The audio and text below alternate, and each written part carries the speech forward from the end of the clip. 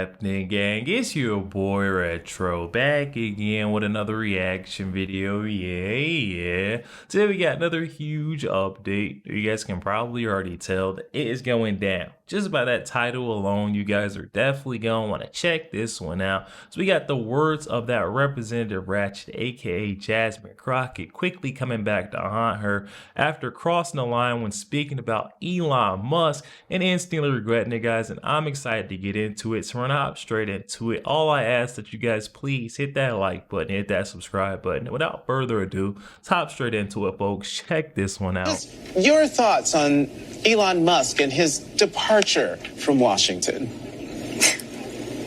Hallelujah is what I gotta say. Is it Sunday? Let us all give thanks to the good Lord above. Listen, let me tell you something. He is gone, but the Musk is still going to linger in the air.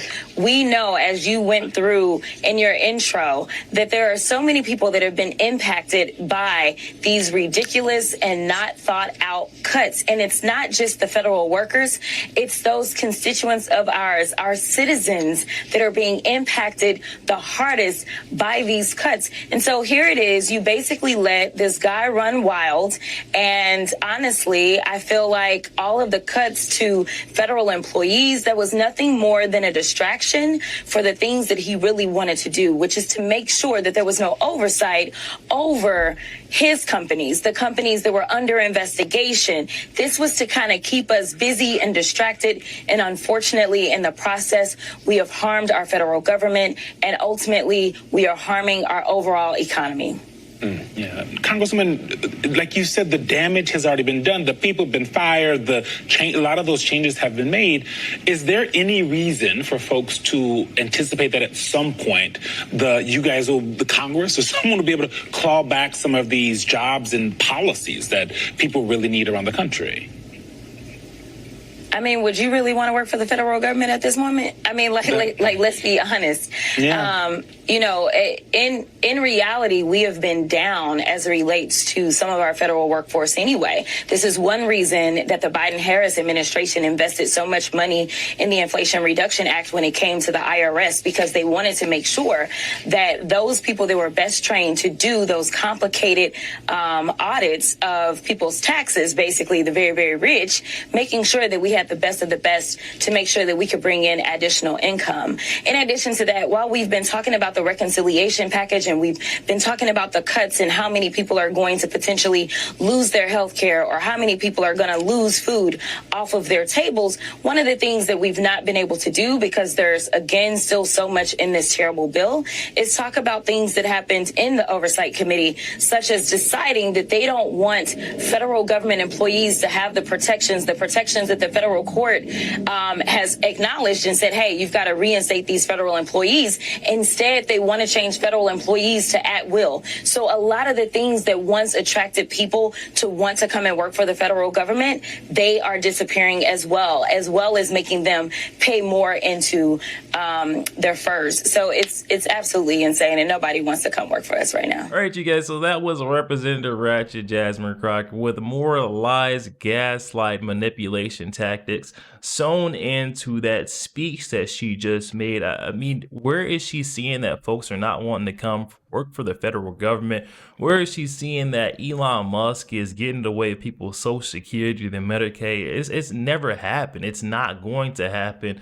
But these folks on the left, they continue to try to push these ideas, these narratives. The way she speaks on Elon Musk, she better watch out. She better tread lightly, because he's not going to mince words. He's not going to hold back. Coming after one of the richest men in the world, what do you think is going to happen to you? I would love to know what Jasmine Crockett is thinking, but she doesn't stop there with the lies. The idea that you would go through and you would gut critical things that literally people rely on to live. Also that say maybe somebody can go and buy yet another jet or another yacht. It just doesn't seem right, because it isn't right. This is literally a reverse Robin Hood of literally stealing from those that need resources the most and giving it to those that are rich. That's becoming the trend of old Jasmine and Crockett to spread these false narratives and try to spark this fake outrage, but it never works. I'm not sure when these loonies on the left will wake up and realize that they need to give the people something they can vote for. You can't vote for someone who is just simply trashing the other side, but not trying to do anything to actually address the problem. You keep pointing out that Donald Trump's administration isn't doing good enough. Well, what could you do for the American people better than Donald Trump? I would love to know. Congresswoman, yesterday in the Oval Office, it didn't exactly sound like Trump and Elon Musk were completely breaking up. He sounded like he might still be lingering in some unofficial capacity.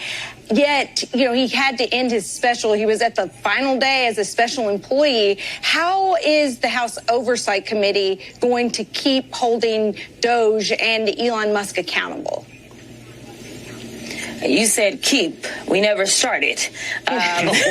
Doge was just a little pet project for Marjorie Taylor Greene to be able to say, hey, they gave me something. I've got a gavel. And so, the last Doge hearing that we had, it was on trans folk doing fencing. We were talking to people that don't get any federal dollars whatsoever and dealing with that. We have a Doge subcommittee hearing coming up, and it's to talk about NGOs and basically to go after them. We have had a hearing on PBS and talk about why it's important to quote unquote defund PBS.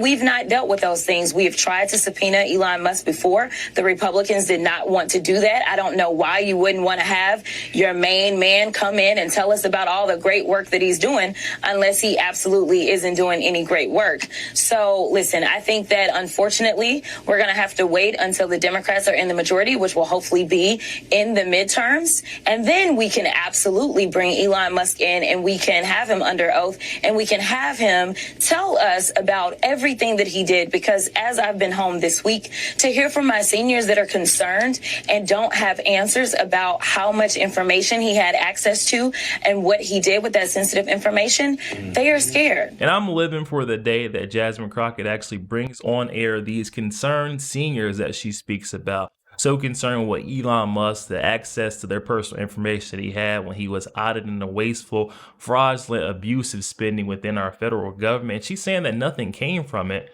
Nothing came. Hold on. I got a clip for you guys. We checked, is the Small Business Administration giving loans to dead people over the age of 120? The answer was yes, and it was around $330 million in total. So people with a birthday that could not possibly be real. Yeah. Meaning they're over 100, they're 115 years old or older. The oldest living American is 114. So it's safe to say if anybody is in the system as 115 years or older, that is fake. So just by sharing a database and looking at Social Security numbers that showed that at the time of the loan, they had listed as over 115 years old, or actually under 11. We didn't even check for under 18. Babies and dead under 11 years old. That's pretty clear. Babies right? and dead people were getting loans. That was $660 million. And also people with birth dates in the future. What does that mean? Well, in one, I think the birth date, I think in one case was like fetuses were getting loans. No, not even. No, really sort of a you're talking about like your great grandchildren, like with the birth date, like of, I think it was like 2165. So more than a century from now was the birth date. George Jetson was getting paid. Yes, because your birthday is in the future, like the far future, not like next year. Right. And this is either fraudulent or we have your birthday wrong. It's either a typo or someone's stealing. Which is it? Yes. Right. Yes. You should at least ask. Okay, so we can see right there, clearly illustrated, that was a Doge cabinet meeting. Elon Musk, Jesse Waters got to sit in on that, and we're getting to see that there's money, there's Social Security going out to folks that are over the age of 115 years old and under the age, not even under the age, they're not even born yet, won't be born for some 40 years from now. You can't be serious with, Jasmine and Crockett keep trying to push this narrative, say that Elon Musk is dangerous, what he's doing. We have concerned citizens, concerned senior citizens out there that are worried about their Social Security, their Medicare, Medicaid because of Elon Musk getting a hold to their personal information. and making these cuts. Give me a freaking break. What Elon did was great work auditing our federal government, and I would love for him to be able to step back into that role and continue. I love the foundation that he laid out there, but now we have to act on it. Listen, I mean, I'm not necessarily besties with Elon, but when I can agree, I'm just going to agree because it's just the truth. The reality is that we saw when this bill passed the House, which it barely made it over the finish line, 215 to 214, we know that there were 2 Republicans that somehow went MIA. We know that 2 Republicans voted with us, and then we know that 1 Republican just voted present. And let me just tell you, even if a Republican voted with us, it wasn't for the same reasons, okay? But we got to the same result, which is that this is a big, bad bill, okay? And their reasons for saying, you know what, we're not going to vote for this is because they still want to raise the debt ceiling by $5 trillion. And so what I have explained to people is that the cuts that they want to give to the rich folk in this country are so deep that even after cutting almost 14 million people off their health care and cutting over $300 billion out of SNAP benefits, as well as all the other ugly stuff. And we don't talk about the fact that they want to have this big chunk of money so that ICE agents can get approximately $42,000 a piece in a bonus. So we had money that was going up for crazy stuff. And then we also, of course, had to set aside enough money so that somebody could go golfing. I believe that the number may be $1 billion or so over the 4 years for him to be able to go golfing. This doesn't really make sense. And frankly, nobody has asked for these things to be their priorities. But there are fiscal, responsible Republicans that are saying, listen, I don't think they really care about the cuts, but they absolutely care about the fact that we still are needing to lift the debt ceiling and honestly have nothing to show for it. And right on the heels of that, Jasmine Crockett has come out trying to figure out why she has been the target, feeling like she has a target on her back, may even be jailed or face lawsuits at some point. And I'm just going to say it's your mouth, Jasmine. It is definitely your mouth. She just cannot keep it shut when it comes to trashing, slandering, and defaming people's names. And I'm worried about folks like yourself, Congresswoman, because I have to assume that, you know, of course they would like to arrest you and some of the others who are more outspoken in the House. That's just me thinking that. No, you're absolutely right. It's interesting because my deputy chief, who's quite young, still has his grandmother, who he calls this particular one Nene. And so I was having to go to El Paso. After I got done in DC, I had to go to El Paso to testify in federal court as relates to the redistricting that was done in 2020 in the state of Texas. Yeah. And his grandmother did not know why we were going to El Paso, but she thought we were going to a detention facility. That I don't know about Jasmine going because you know they want to lock her up and they probably gonna grab her and throw her in too. And so, you know, it is sad that people are fearful and that they are looking at people like me and really scared because they know that there is a target on my back. And Jasmine Crockett acting like the victim of this situation once again in typical Democratic fashion.